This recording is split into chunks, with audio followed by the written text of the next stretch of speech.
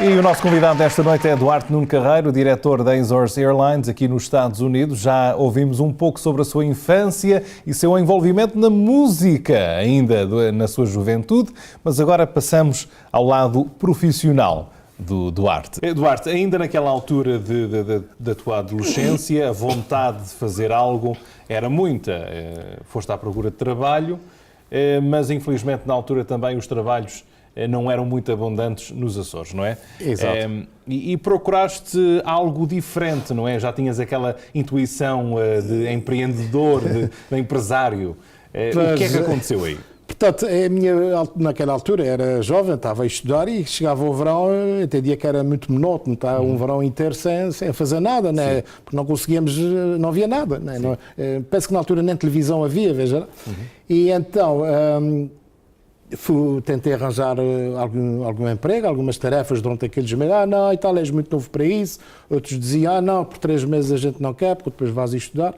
E pronto, e então, quando eu já tive mais idade, e percebendo que continuava a mesma dificuldade, tentei dar a volta, ou seja, pronto, se eu não consigo arranjar trabalho com outras entidades, serei a entidade e arranjar trabalho para as pessoas que estão na mesma situação. Pronto, dei a volta e contatei com empresas de Lisboa, nomeadamente da área de venda de livros, porque já ouvia falar, ainda não tinha vindo à América na altura, mas eu ouvia falar que na América vendiam-se enciclopédias porta a porta. Sim.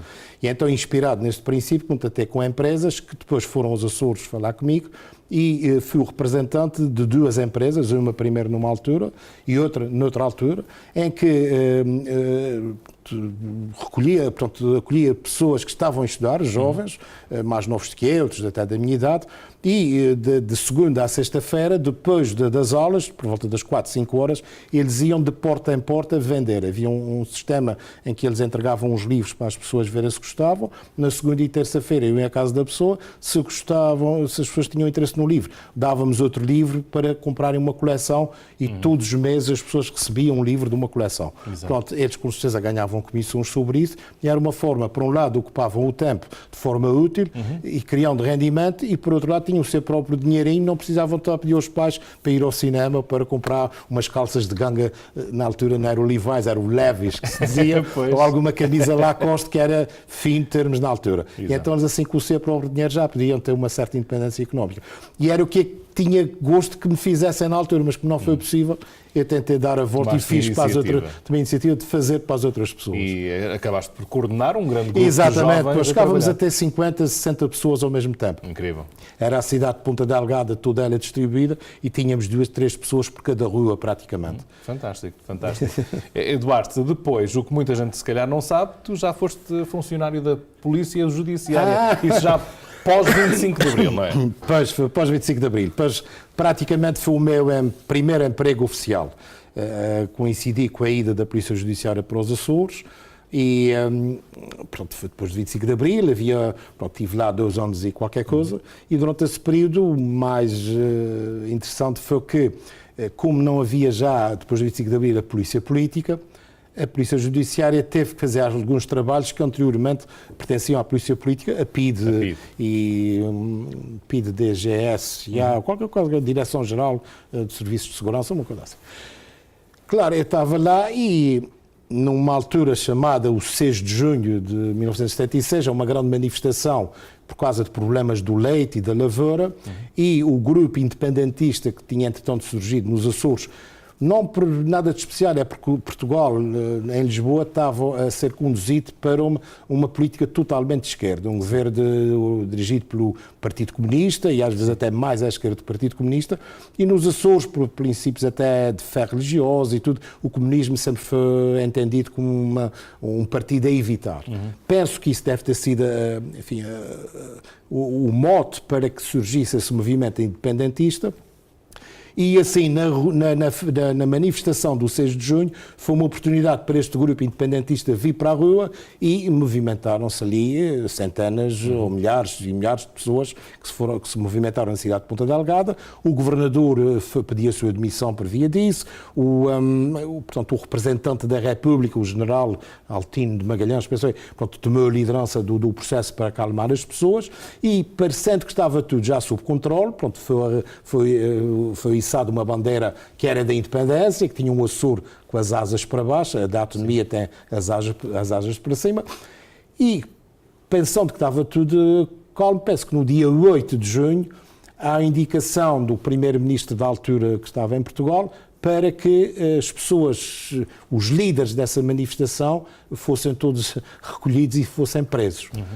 Eu, nesse dia, estava de serviço, entenderam que eu não ia para casa, tinha que ficar lá de prevenção, e durante a noite saíram colegas meus que foram buscar determinadas pessoas atrás e a mim dão-me o nome de uma pessoa para ir buscar a casa, e eu disse, não posso ser, mas eu sou meu vizinho, não tenho coragem, vou buscar a casa para quê? Pronto. Lá houve ali um entendimento, porque eu era na altura a única pessoa que estava lá, sendo dos Açores, e perceberam que era complicado, está a fazer um serviço, enfim, contra as pessoas amigas e vizinhos e tudo. Eles entenderam, respeitaram, mas fiquei aquela noite toda retida, até porque eles receavam que eu pudesse dar informações, que não havia telemóveis na altura, claro. Recordo isso, e eles pensavam que se saísse podia vir dar alguma informação e que perdessem, enfim, o efeito de surpresa daquelas prisões. As pessoas foram presas, depois foram, penso que num barco da Marinha para a Ilha Terceira, e depois tiveram uma certa tempo presa. Claro, isso foi muito desagradável. Entretanto, também nós tínhamos também aquele problema da droga e tudo, e por vezes, enfim, umas rusgas em que eu também estava envolvido para identificar pessoas amigas, que eu conhecia, colegas meus de escola, porque, enfim, que estavam envolvidos com droga, mas drogas leves na altura, não havia ainda aquela droga pesada que há hoje em dia. E comecei a sentir muito desconforto. Muito desconforto, estava numa ilha onde conhecia as pessoas percebiam que eu estava a desenvolver um trabalho em prol da segurança da comunidade em geral, mas como às vezes tinha que enfrentar pessoas que eram amigas ou com quem eu convivia, não me sentia confortável. Foi nessa altura que tomei uma decisão de dar uma volta e houver um anúncio para trabalhar na SATA, concorri e fiquei aprovado e fui trabalhar para a SATA. Portanto, aí é que entre o meu percurso da SATA em 1976, finais de 76 mais ou menos. E 77, aliás, 77. E aí começa uma relação que até hoje existe, só que em diferentes fases, não é? Sim. Essa fase Açores, quando foste admitido na SATA, entraste para que cargo ou para que tipo de trabalho? Entrei, por mais estranho que pareça, entrei para o serviço de manutenção da SATA. Portanto, preparei-me de véspera para um concurso que houve, portanto, um exame. Sim. Preparei-me em tudo o que era eletrónica, eletricidade, tudo o que era destas áreas, instrumentos de voo e tudo isso, e fui concorrer para um lugar de técnico de instrumentos de voo, eletricidade e rádio de avião. Portanto, não era a minha formação, eu estava mais sempre na parte do marketing, da parte comercial, mas consegui ser aprovado. Fui depois para fora, para Lisboa, tirar outra formação mais específica, e quando voltei para os Açores, trabalhava de bata branca, testava equipamentos com os meus colegas que tiravam nos aviões e tal. Era um serviço muito, muito interessante, mas percebia que faltava qualquer coisa. E esse qualquer coisa às vezes era compensado por iniciativas que eu tinha, em parte tenho. Uma delas, eu era representante nos Açores do Interline Clube de Portugal, que era uma organização que congregava todos os funcionários de companhias de aviação, que por sua vez estavam ligados à WACA, que é World Airlines Clubs Association, portanto, a nível mundial, e frequentava com alguma assiduidade os eventos dessas organizações, a portuguesa e as internacionais. Por via disso, tinha que fazer alguns eventos também nos Açores, e comecei a fazer, por exemplo, organizei pela primeira vez filmado, penso eu, e com o acompanhamento do Correio da Manhã, o Jornal Correio da Manhã, uma escalada à Ilha de Pico, e isso fez com que a administração da SATA também percebesse que eu tinha outras aptidões que não só a parte técnica. E como a SATA sempre foi uma empresa, pronto, eram os aviões interilhas, era uma empresa dependente do governo, não havia grandes intenções de desenvolvimento comercial, mas a administração da altura entendia que se podia fazer um pouco mais, e houve um convite para que eu passasse para a área comercial. Aí voltei a ter formação das diversas áreas, desde o ticketing, load control, todas aquelas partes técnicas operacionais da SATA. E depois dessa formação tive mais ou menos um ano lá, estive em Ponta Delgada e num escritório que a SATA tinha na Ribeira Grande, e no meio deste processo é quando surge um convite para vir para a América pela primeira vez. E então o que é que acontece? Em 86, a SATA forma com o operador turístico, era a Festive Tours da America Travel, forma uma companhia chamada Azores Express para desenvolver uma operação de voos charters. Isto porque havia uma necessidade na comunidade desta operação, porque o que havia era extremamente irregular. Portanto, as pessoas nunca sabiam o dia que iam, nunca sabiam o dia que vinham. Sim. Porque eram map tours, era relvas, pronto. As pessoas faziam o que podiam, né? Na altura até isso era capital privado, muito conseguiram fazer com o dinheiro privado, mas a comunidade queria muito mais, queria ter a segurança de que ia chegar o mais perto possível das datas que tinha programado aos empregos. E foi aí que a SATA começa, nessa altura. Quando a SATA entendeu que, e por razões várias, que aquela sociedade não podia continuar muito porque era incompatível com os interesses dos outros agentes de viagem, e também a SATA queria que essa operação se prolongasse para além do verão, porque originalmente era só no verão, então convidou-me, aceitei com muito gosto, vir para cá para acabarmos com a sociedade, com este operador, e virmos então para Fall River, abrir por nossa conta, diretamente com a SATA, e então aí desenvolvermos uma operação todo o ano, portanto, verão e inverno. É aí que há o meu primeiro contato com a comunidade portuguesa em 1988. Tinha sido a primeira vez que tinha vindo aos Estados Unidos? Não, já vinha com muita frequência, já vinha porque a minha mulher tem uma irmã que vivia em Somerville na altura, e portanto vinha com muita frequência para a casa deles, os cunhados, enfim, vinhamos com alguma frequência. Já tinhas algum conhecimento? Sim. Embora de Fall River era muito pouco, só tinha vindo uma vez a Fall River, era mais ali na área de Somerville, Cambridge, Boston, era onde eu me movimentava mais. E Califórnia, era muitas vezes à Califórnia, porque tenho lá uns primos, e na altura ia de férias, mais nada. Aí nasce uma relação que dura até sempre, da SATA com os Estados Unidos, ou com a comunidade imigrante, mas ainda nessa fase inicial, a Azores Airlines, ou seja, a Azores Express, que não era uma companhia de aviação. Não, era voos charters, um tour operator, um operador turístico. E só anos mais tarde é que passa a ser oficialmente... Sim, pois, portanto, eu estive cá há mais ou menos 3 anos, em 1900 de janeiro de 1991, eu regresso à SATA. Sim. Porque, nos Açores. Sim, eu regresso à SATA nos Açores. Aí, quando lá chego, portanto, havia vontade de fazer qualquer coisa, queria ajudar lá a criar um departamento de Sales and Marketing, um departamento de Relações Públicas, e no meio de todo esse percurso, um comandante que tinha chegado há pouco tempo à SATA, o homem já tinha estado nas Arábias, ele era de Moçambique, portanto, com uma experiência muito vasta a nível do mundo inteiro, do mundo da aviação, e ele chega-se junto de mim, olha, seu Abel Coelho, ouvi dizer que tinhas vindo da América, preciso falar contigo. Mas porquê? Pá, vens da América, trazes umas ideias malucas e é isso que a gente precisa. Então o homem partilha comigo uma ideia, que era criarmos dentro da SATA uma empresa de voos charters que permitisse a SATA criar uma outra unidade de negócios, esta sim com intenções lucrativas, porque o serviço interilhas era serviço público puro. Não se podia aumentar tarifas, tinha que ser voos para ilhas para transportar 2, 3 passageiros, portanto, era de interesse político e de interesse público. Então a ideia era criar uma empresa que criasse receitas para ajudar também a própria empresa SATA no seu grupo a crescer.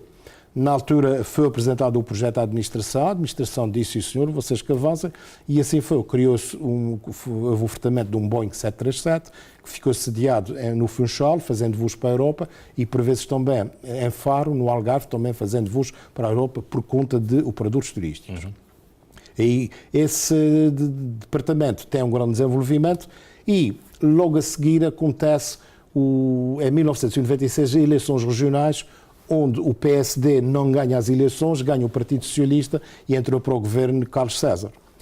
Coincide que em Lisboa já estava o engenheiro Guterres a liderar o Partido Socialista como governo de Lisboa. Coincide também, na altura, a necessidade de concurso de serviço público entre Lisboa e os Açores, que normalmente a TAP ganhava porque era a única empresa que tinha aviões a jato. E a SATA nunca podia concorrer porque só tinha aviões turbo-hélice. Nesse momento, a SATA já tem um avião a jato, que era o avião dos charters, do departamento de charters, e concorre quase em igualdade de circunstâncias com a TAP para os voos dos Açores. Claro que depois, politicamente, deve ter havido algum acerto para que todos ganhassem, não é? Porque as duas empresas eram do governo, portanto, uma do governo regional e outra do governo da República, não havia necessidade de se prejudicar uma à outra, e há um entendimento em que a SATA fica com exclusivos voos para a Ponta Delgada, penso que Madeira também, Lisboa e Porto, e a TAP fica com o Lisboa-Porto para Faial, penso que para o Pico, não sei se Santa Maria. Portanto, há aqui um entendimento. Nesta altura, a SATA reforça a sua frota de aviões a jato com mais Boeing 737, que mais tarde, um ano ou dois depois, muda para o Airbus 320, as condições eram bastante melhores, e mais tarde ainda adquire 3 aviões Airbus 310. Sim. Na altura, pronto, já no ano 2000, passam os 310 a fazer os voos para a América também ainda em regime charter, em substituição do Norte América, que era a companhia que nós usávamos em charter.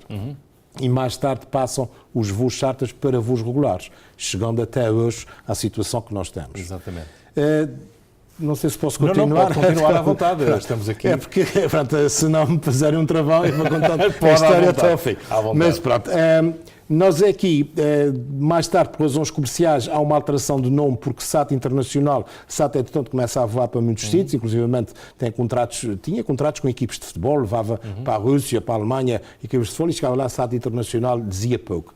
Mudando para Azores Airlines, permitia identificar uma companhia com uma região e isso teve algum impacto positivo também nesta imagem de ligar a companhia aérea com os Açores. E aí vou interromper, só para... Certo. É uma questão de recordar, vamos aqui a algumas imagens, coisas relativamente simples, mas que vai fazer aqui o pessoal recordar esta primeira imagem que demonstra aquela que foi a primeira imagem da SATA nos Estados Unidos, a Azores Express, foi desta forma. O escritório era precisamente na South Main Street, onde ainda hoje existe a Azores Airlines, passando à frente depois com a modernização também.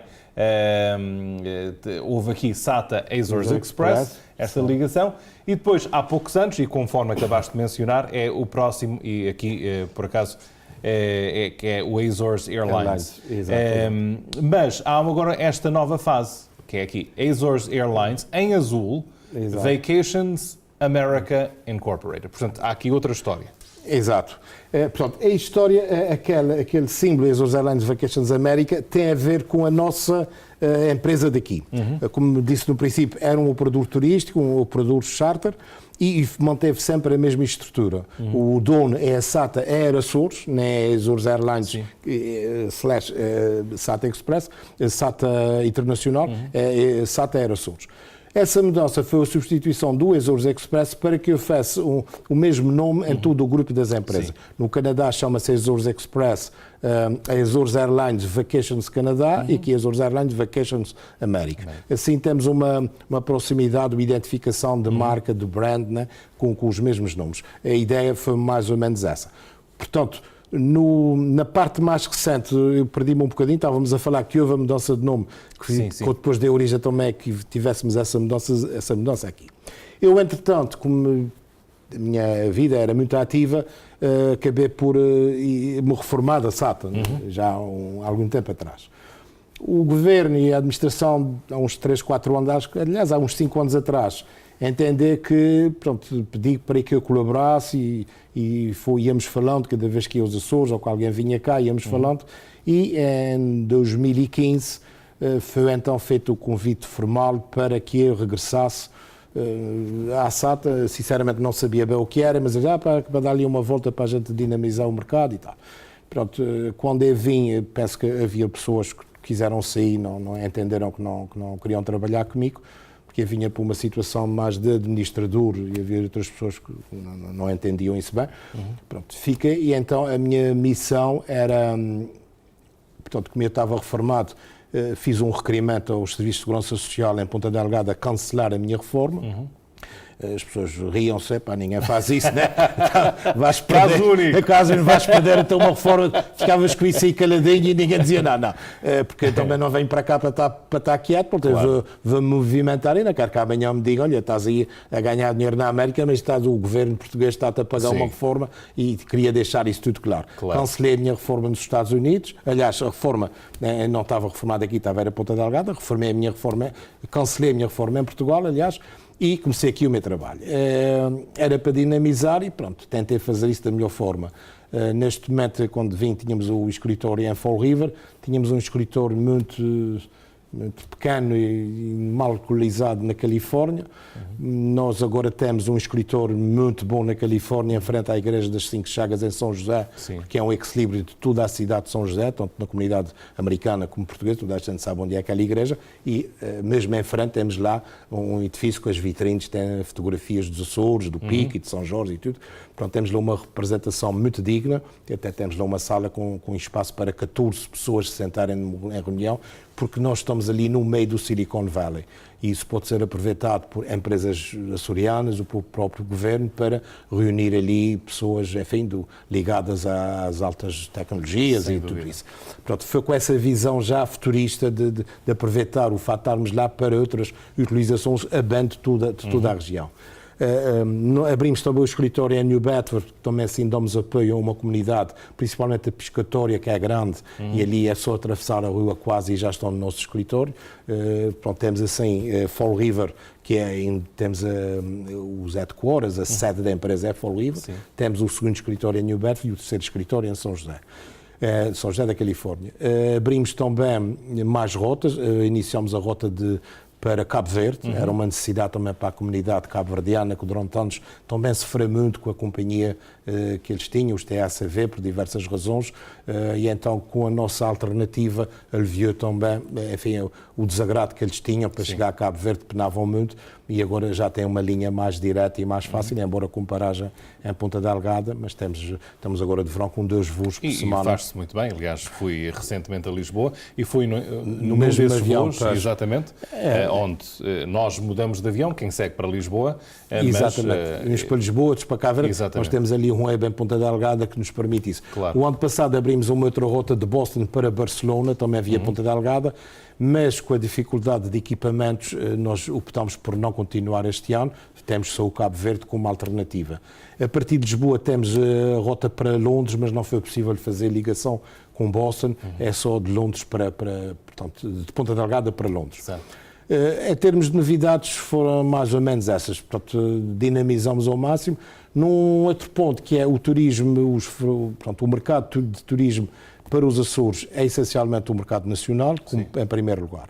Durante muitos anos foi o mercado da Alemanha e durante este ano acreditamos, se já não passamos, vamos passar para o segundo lugar, que era do alemão, e vai passar a ser dos Estados Unidos. Isso é fruto também de um trabalho que nós fazemos, porque embora a Associação de Turismo dos Açores faça aqui também algum trabalho, mas nós, como estamos cá, claro, estamos mais em cima do acontecimento. Nós, por ano, vamos a 13 ou 15, não sei bem, feiras por toda a América, desde Dallas, Filadélfia, Chicago, São Diego, Los Angeles. Portanto, corremos estas cidades, quase todas as mais importantes, em feira, e também Boston, como é lógico, e nessas feiras nós promovemos os Açores, a forma de lá chegar através da SAT, utilizando empresas com quem temos acordos para fazer ligação para Boston, e portanto, penso que referi que também reativamos os voos de Providence para Ponta Delgada. Esse ponto não falamos aí a tocar. Não falamos isso. Aqui foram reativados o ano passado, não é? E há 2 anos. Portanto, foi logo mal, retomei a minha posição, foi os voos de Providence e os voos de Auckland para a Ilha Terceira. No primeiro ano fizemos com continuação para Lisboa, mas isso depois no segundo ano já não fizemos porque tínhamos dificuldades nessa mesma ligação e então fazemos só para a Terceira e o avião fica lá, depois faz outras rotas.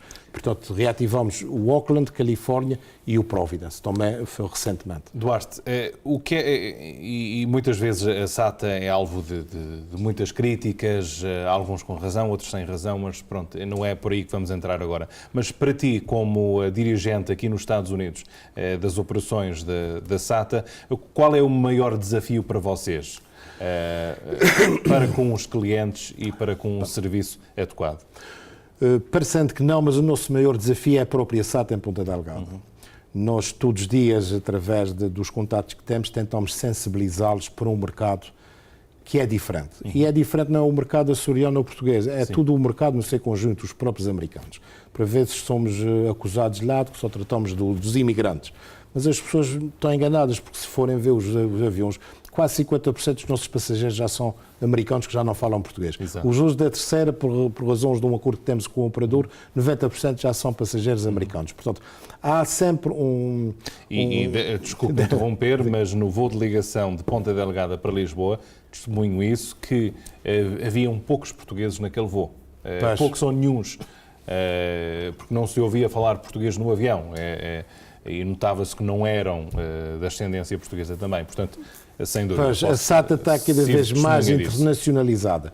Por vezes, não tem sido a administração, porque normalmente as administrações têm tido algum discernimento e entendimento. Mas há departamentos na empresa que têm dificuldade em perceber a dimensão e a repercussão que a SATA tem no mercado. Por exemplo, nós temos uma operação de 24 horas, Sim. mas há departamentos importantes na empresa que trabalham das 9 às 5. E isso causa-nos muitos transtornos. Isso é um desabafo que estou aqui a fazer, porque é público, porque claro. já disse isso a todos os níveis. Pronto.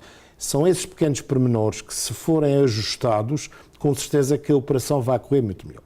Falei muito bem, portanto, que às vezes temos dificuldades. O ano passado podemos referir sem complexos. Foi um ano atípico. Eu não conheço na história da aviação que nem no espaço de 3 meses tivesse acontecido tanta coisa desagradável como aconteceu com a SATA.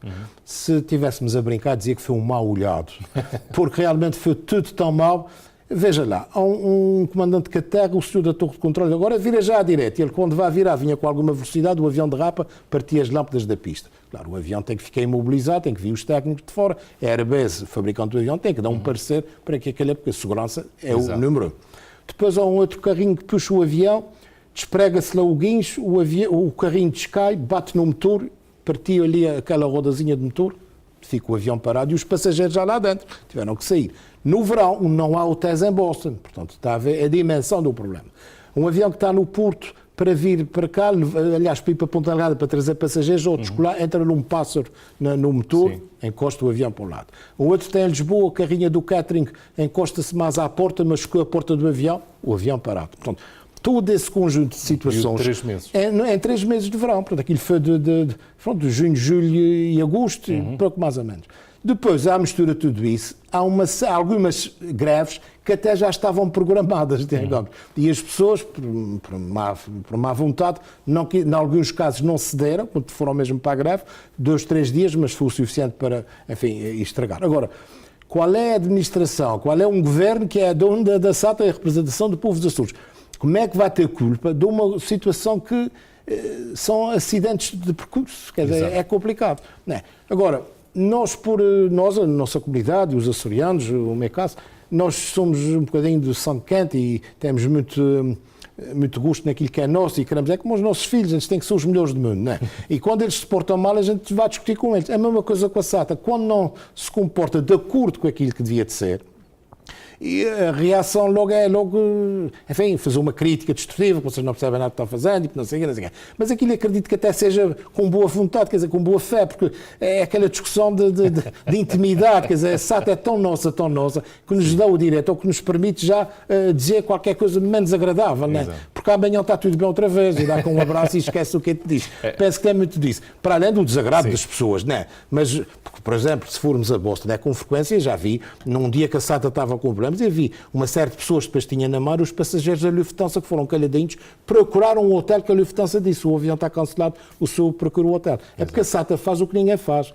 Eu já vi São Francisco da Califórnia, Virgin América, ficar no chão e os passageiros vão procurar alojamento. É que a SATA ainda tem, enfim, a preocupação de oferecer um hotel aos passageiros, logo que haja hotéis, oferecer refeições, oferecer tudo, transportes e tudo. Ninguém faz isso. Não é? Mas pronto, mas as pessoas entendem que temos que ser perfeitos, olha, porque se repararmos, uma região com 250 mil pessoas, um governo que não tem muitos recursos, uma empresa que é do governo que também não tem recursos, e termos uma companhia de aviação, aliás, 2 companhias, tens a Interilhas e a outra, é um luxo. Exato. É um luxo que devia de ser acarinhado por todas as pessoas. Exato. Claro que está sujeito a falhas, porque somos tão pequeninos e isso é suscetível de acontecer. Sem dúvida.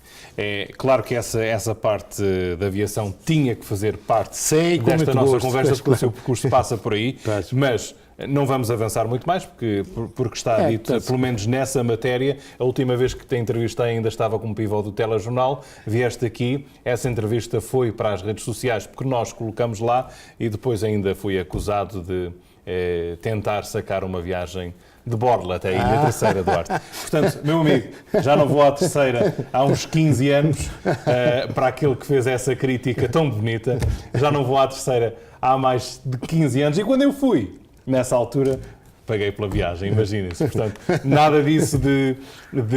Mas tem que haver sempre um motivo. Claro, né? claro. Tem que ser tudo mal. Isso é uma coisinha boa. Tem qualquer coisa é aí. É cereja no topo do bolo só para dar mais beleza. Mas pronto, meu amigo. Só para ficar esclarecido 2 anos depois, aqui está a resposta. Mas as redes sociais deviam ser para as pessoas se informarem, mas não é para as pessoas criarem o seu momento de glória. Põe o seu nome, põe um postzinho e não sei o quê, só para dizer uma coisa qualquer com a razão. E é quando não inventam perfis para poder fazer isso. Exatamente. Querem aquele momento de glória, pronto, que tenham, né? Duarte, Sim, senhor. O envolvimento comunitário, e agora vamos tentar condensar muito em pouco tempo. Nos últimos anos, um dos grandes momentos, acredito, para ti, foi assumir a presidência das grandes festas do Divino Espírito Santo da Nova Inglaterra. Sim. Dinamizaste também, criaste ou proporcionaste eventos dentro da festa que nunca antes tinham acontecido. Tens estado ligado à Casa dos Açores da Nova Inglaterra, o Discovery Language Academy, tivemos aqui há pouco tempo a Leslie e algumas alunas a falar do Discovery Language Academy, mas também pertenceste já ou pertences... Sou agora o Presidente. O Presidente, portanto, é esses esses diferentes bocados, né? Portanto, há essa... Tens uma vida já extremamente ocupada, porque é que tu achas que esse envolvimento comunitário é importante? Bom, primeiro, eu sou uma pessoa complicada para dizer não. Eu entendo que as pessoas, quando se dirigem a mim para fazer um pedido, é porque as pessoas precisam, não me pedem as coisas só por pedir. Sim. E custa muito dizer não, e então eu tento dizer que sim, a não ser que seja mesmo completamente impossível. Quando me pedem para pertencer a uma organização, e eu digo que sim, é porque eu também entendo que as pessoas devem de pedir as coisas àqueles que são muito ocupados, que são pessoas que fazem coisas. Claro. Aqueles que não têm nada para fazer, não vale a pena pedir, porque se nunca fizeram até agora, também não vão fazer depois. Exato. As grandes festas, eu entrei há 6 anos atrás pela mão do Luís Carreiro, quando era Presidente, para Relações Públicas, fiz 2 anos. Depois entrou o José Silva, onde fui Vice-Presidente em Relações Públicas, e depois o José Silva entendeu convidar-me para Presidente, que eu aceitei com alguma preocupação, mas também percebi que possivelmente seria fácil. Não era porque as minhas capacidades, é porque a equipa, claro, que já está formada, é gente tão dedicada e competente que facilita o trabalho. Eu disse várias vezes, um Presidente não é um líder só, é um coordenador de boas vontades e de competências. E foi isso que aconteceu, e agora que está acontecendo com o João Medeiros também, ele está muito confortável porque sabe que está bem rodeado. Portanto, essa equipa coesa e competente é muito importante para o sucesso das festas. Claro. O meu mandato teve alguma visibilidade, porque eu também tive condições para isso. Acredito que outras pessoas não tenham. Coincidi em termos do turismo dos Açores, coincidi com algumas disponibilidades, eu aproveitei-as e pronto, e houve assim alguma dinâmica. Reconheço que foram umas festas muito bonitas, muito boas, mas também todas as festas não são iguais, não há comparação. E não quer dizer que se uma melhor, outra pior. As minhas festas tiveram uma característica, as do João Medeiros, que vai agora acontecer, terão outras, o anterior a mim, houve outras características. Portanto, eu não gosto de estar a fazer as comparações, porque até pode levar algum melindre e não há razões para isso, porque as festas por si, o que interessa é a tradição, manter a tradição e a devoção ao Espírito Santo. Ser Presidente é um privilégio porque nós, no primeiro dia que assumimos, recebemos as insígnias do Espírito Santo que vão para casa. E durante 2 anos passamos todos os dias, de manhã e à tarde, pela bandeira e pela coroa que lá estão num sítio com alguma dignidade. Quando é no último dia que vamos passar o testemunho ao outro, sentimos alguma tristeza e já alguma nostalgia. Sim. Porque habituamos àquela presença. São insígnias, não falam, não dizem nada, mas o simbolismo de tudo aquilo do Espírito Santo e tudo o que arrasta à volta desse nome, né, acaba por nos sensibilizar. E é com comoção que recebemos, mas também com uma comoção de tristeza quando temos que entregar a outro mordomo, porque para além de Presidente também somos o mordomo das festas. Há uma experiência única, fantástica, há um envolvimento de família que tem que ser, né? A Rainha das Festas durante os 2 anos foi a minha neta mais velha. Pronto, é esse envolvimento de família que nos leva a ficar sensibilizados com o Espírito Santo. Duarte, falaste aí da parte familiar. És um homem casado, quantos filhos tens? Tenho 2 filhos, tenho 4 netos, 3 meninas e um rapaz. E pronto, o meu filho está agora na Índia, ele já vive no Paquistão, no Vietnã, agora está na Índia. É uma história muito interessante. Ele gosta de do mundo. Gosta de dar aulas de física e de matemática. e gosto de estar por esses sítios. E assim vais conhecendo outros países que não conhecias. Sim, mas por acaso para ir visitar o filho. Só fui ao Vietnã, mas era para estar 3 semanas, só fiquei uma semana lá. Era muito calor, muita umidade e vim-me embora mais cedo. Não podia. Muito bem. A tua esposa tem sido uma companheira de vida, acompanhar sim. tudo. Sim, temos sofrido com muita generosidade até. Enfim, às vezes eu digo, não sei como é que ela tem paciência para me sofrer, porque tem assim uns vaios de loucura por vezes, né? Mas ela com muita paciência vai-me... Agora, a sua esposa agora é natural de Santa Maria, correto? Não, o pai é que é de Santa Maria, ela nasceu em Ponta Delgada. Eu ia dizer como é que então conheceu-se, mas aí ela está. vivia sempre em Ponta Delgada, Sim. só que ia passar o verão para Santa Maria, porque o pai, sendo lá, tinha lá uma casa em São Lourenço, que é um sítio também emblemático da ilha de Santa Maria, e ela ia para lá com muita frequência. Só houve aqui uma parte em termos musicais que não falamos, não sei se as imagens apareceram, mas o folclore. Portanto, também pertenceste a grupos folclóricos. Pois, pertencia a dançar ou a tocar? tocar? A tocar, sempre a tocar. A dançar não tenho muito jeito para bailarino. Mas tínhamos aí, exatamente, aquilo foi o grupo folclore Ilha Verde na Ilha da Madeira. Foi um passeio que foi feito à Ilha da Madeira e ali temos ali algumas pessoas conhecidas até. No caso de um Carlos Galvão, que não sei quem é conhecido também aqui na nossa comunidade, o Silmar Rangel, um tocador que já faleceu, um senhor extraordinário, que tocava a guitarra de uma forma fantástica, e vários ali, que agora não me recordo o nome. Duarte, de toda essa história que nos contaste, certamente tens vivido uma vida de qualidade. E quando digo qualidade, seguiste a fazer aquilo que querias fazer, conforme querias fazer, tiveste as oportunidades de trabalhar em diferentes empresas, aprender muito na vida. Sentes-te um homem realizado? Porque tu estavas na reforma e sais da reforma, o que muita gente não faz, para voltar ao ativo, mas um ativo talvez ainda mais ativo do que a primeira atividade. Sim. Arrependido? Não estou arrependido, faço com muito gosto, percebi que havia espaço para fazer mais qualquer coisa, também digamos que era um convite de pessoas que não podia dizer que não, né, ligadas ao governo e tudo, e essa confiança que me foi depositada não podia de maneira nenhuma desiludir as pessoas. Claro. O fato também de ter desligado a minha reforma era porque eu disse, eu vou trabalhar a sério, já sei que a imprensa vai aparecer, vão-me tirar fotografias, vão publicar, vão-me criticar, vão-me dizer muita coisa. Pronto, o melhor é assumir verdadeiramente que vou trabalhar e assumir essa responsabilidade no bom e no mau. E isso tinha que estar independente de qualquer outra situação, muito menos de uma reforma que pudesse estar a receber indevidamente. Né? E pronto, aceitei com muita alegria. Só completando também o fato aqui da nossa comunidade. Portanto, falamos na CANI, na Casa dos Açores, da Nova Inglaterra. Eu fui presidente interinamente por um determinado período, depois houve eleições e fui convidado para presidente da Assembleia Geral. Portanto, eu mantenho essa posição. Na escola portuguesa tenho a posição de presidente agora, fui durante 8 anos ligado à comunicação e a relações públicas, agora fiquei na presidência, não sei por quanto tempo vou conseguir aguentar isso tudo, mas é tal coisa, não consigo dizer que não. E eu penso que é só, não é? Por enquanto. Por enquanto. Até aparecer mais um convite. Nas festas do Espírito Santo pertence ao Conselho Consultivo, porque é a norma, os presidentes, quando saem, vão para a coisa. O João Medeiros também tinha-me convidado para ir para as relações públicas, eu disse-lhe que não contasse comigo, porque, enfim, cada vez era mais uma maior exigência aqui, e por enquanto, não sei que, enfim, a qualquer altura pode as coisas alterar, e se ainda tiver interesse, posso colaborar, tenho sempre muito gosto disso. Mas, pronto, a gente pode dizer que sim, mas também não pode dizer que sim a 100%, às vezes tem que ser 50%, 80%, mas é importante, respondendo um pouco à sua pergunta, pronto, porque era esse envolvimento. É importante porque nós, ao estarmos na comunidade, nós não nos podemos isolar, né? E se nós somos capazes de fazer determinados serviços, que outros, por qualquer razão, não querem, eu acho que é uma obrigação até cívica de nos entregarmos essas causas. Pronto, todas as organizações que eu pertenço, quando posso, e estou a 100% nelas. Porque é o melhor que podemos dar de nós, é a comunidade tão generosa que nos envolve, pessoas boas. É que, praticamente, tem corrido muitas partes do mundo. E eu percebo que aqui as pessoas são mesmo boas. Há sempre uma exceção, não é? Mas, de maneira geral, e a bondade dessa gente, a generosidade, é impossível dizer que não a qualquer convite que nos venha para colaborarmos com a nossa comunidade. Muito bem, Duarte. Muito obrigado pelo teu contributo.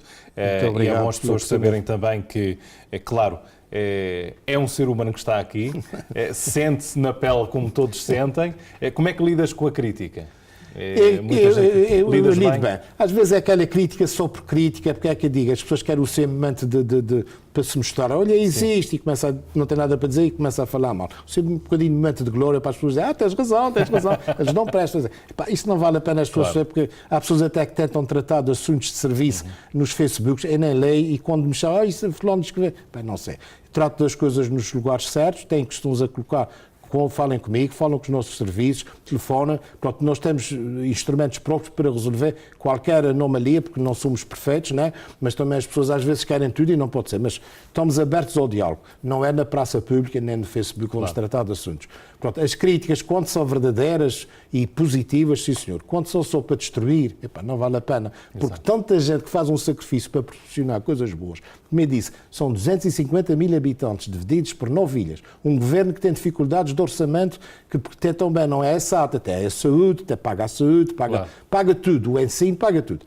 E ainda tem que dar dinheiro para manter uma companhia de aviação nos Açores, para as pessoas poderem se deslocar e fora dos Açores.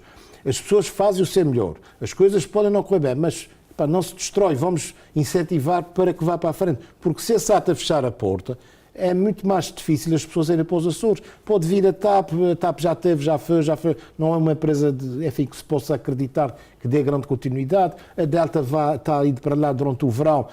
Sábado vi a Delta, não foi só o outro sábado, que devia ter saído às 8h30 da manhã, às 4 da tarde ainda estava no aeroporto de Ponta Delgada, quer dizer que a Delta atrasou. Não vi no Facebook nenhuma crítica que a Delta tivesse atrasado.